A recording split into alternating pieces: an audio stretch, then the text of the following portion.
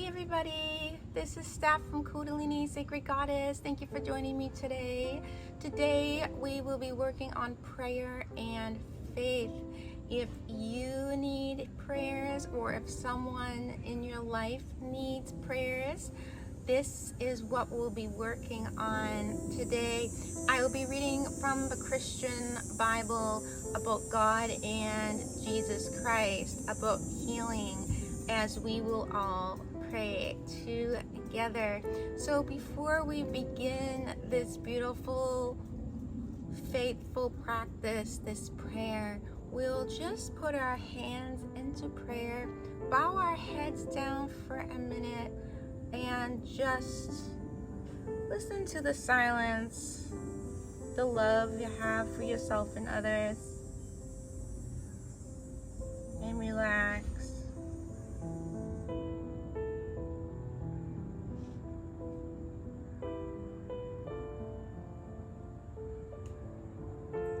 Alright, there is a few ways we can do this practice.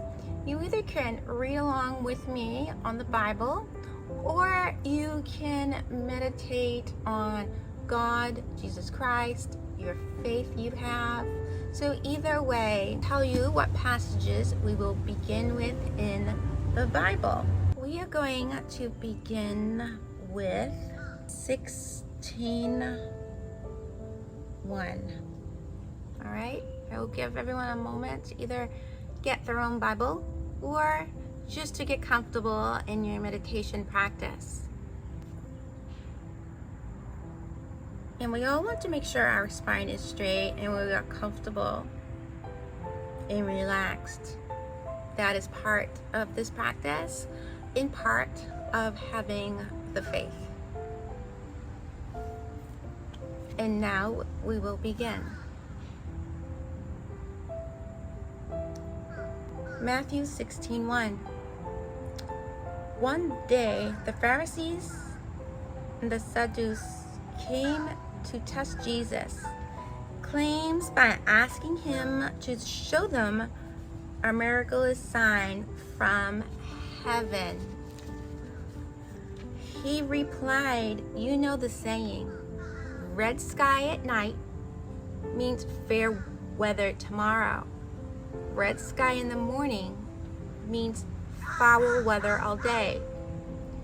You are good at reading the weather signs in the sky, but can't read the obvious signs of the times. Only an evil, faithless generation would ask for a miraculous sign. But the only sign I will give them is the sign of the prophet Jonah." Then Jesus left them and went away.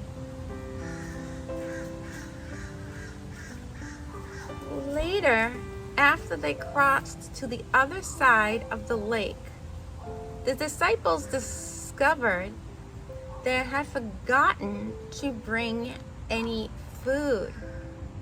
"Watch out," Jesus warned them. "Beware of the yeast of the Pharisees and the Sadducees." They decided he was saying this because they hadn't brought any bread. Jesus knew what they were thinking, so he said, "You have so little faith. Why are you worried about having no food? Won't you ever understand? Don't you remember the 5,000 I fed with 5 loaves and the basket of food that were left over? Don't you remember the 4,000 I fed with 7 loaves and baskets of food left over? How could you even think I was talking about food? So I say, beware of the yeast of the Pharisees and the Sadducees."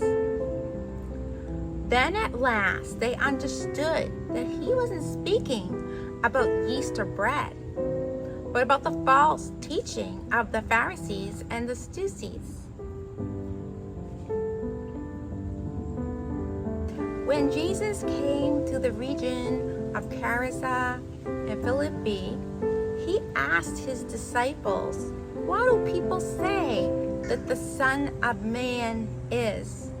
"Well," they replied, "some say John the Baptist, some say Eli, and others say Jeremiah or one of the other prophets." Then he asked them, "Who do you say I am?"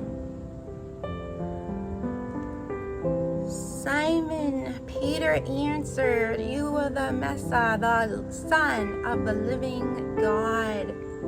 Jesus replied, "You are blessed, Simon, son of John, because my Father in heaven has revealed this to you. You did not learn this from any human being. Now I say to you, you are Peter, and upon this rocks I will build my church, and all the powers of hell will not conquer it.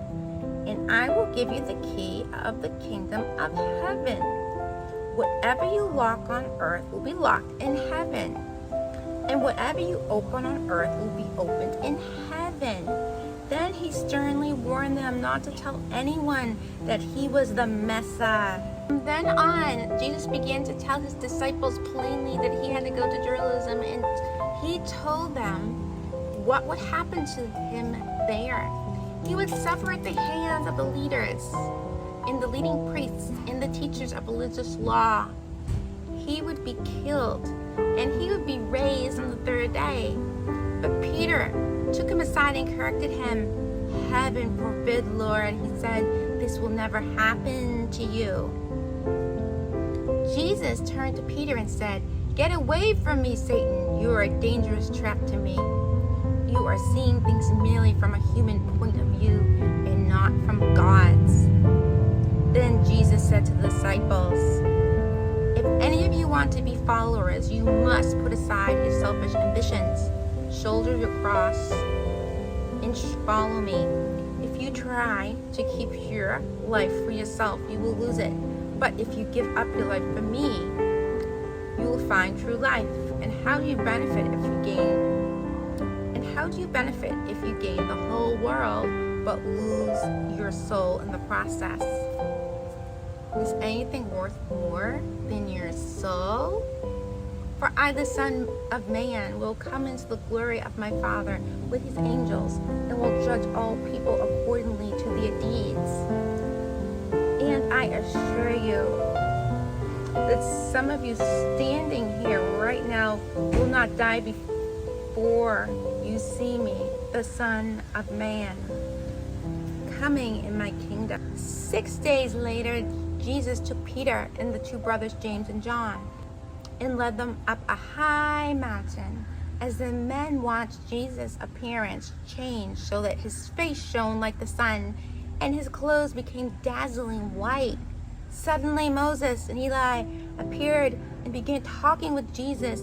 Peter blurted out, "Lord, this is wonderful. If you want me to, I'll make 3 shrines, one for you, one for Moses, and one for Eli." But even as he said it, a bright cloud came over them, and a voice from the cloud said, "This is my beloved Son, and I am fully pleased with him. Listen to him." The disciples were terrified and fell face down on the ground. Jesus came over and touched them. "Get up," he said, "don't be afraid."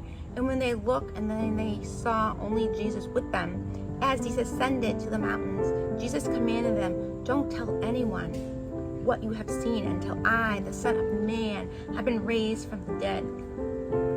His disciples asked, "Why do the teachers of religious law insist that Eli must return before the Messiah comes?" Jesus replied, "Eli is indeed coming first to set everything in order. But I tell you, he has already come, but he wasn't recognized, and he was badly mistreated. And soon the Son of Man will also suffer at their hands." And then the disciples realized he had been speaking of John the Baptist.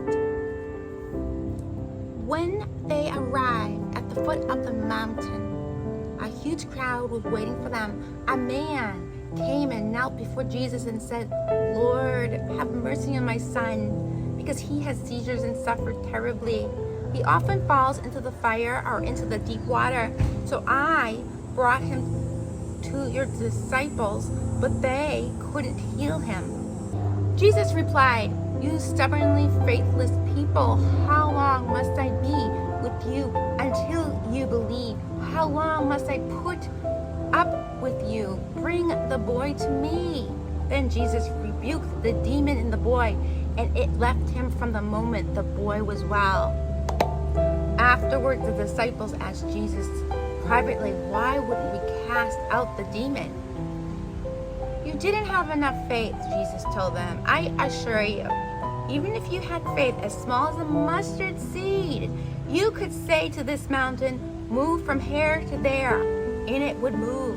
Nothing would be impossible."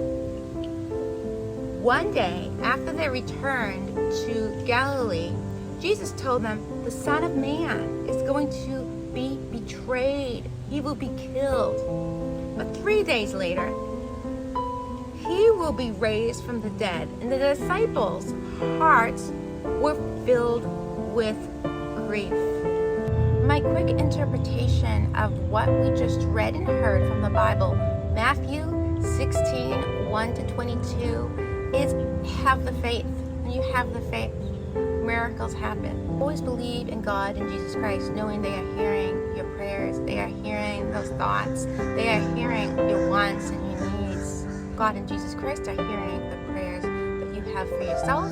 God and Jesus Christ are hearing the prayers you have for loved ones, for other people that need these prayers.